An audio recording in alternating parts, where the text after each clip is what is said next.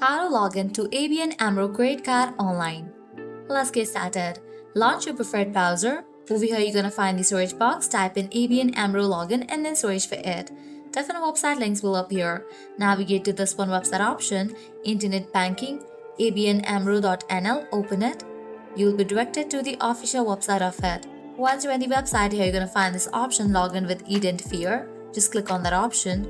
With that, you'll land to the login page. Now from here, you can easily get access to your account.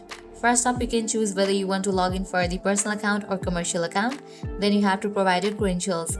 Go ahead and type in the account and card number. Then you can type in the response. After you provide your details, click on login, and with that you will be logged into your account. Once logged in, you can head over to the credit card section and get access to it. So this way you can easily log into ABN AMRO credit card online. If you want to use the app, you can get the app. You can head over to the App Store or Play Store, download the app, provide your credentials, and log into your account and get access to credit card. So this way you can easily log into ABN AMRO credit card online. If this video was helpful, don't forget to like, share, and subscribe to our channel. Thanks for watching.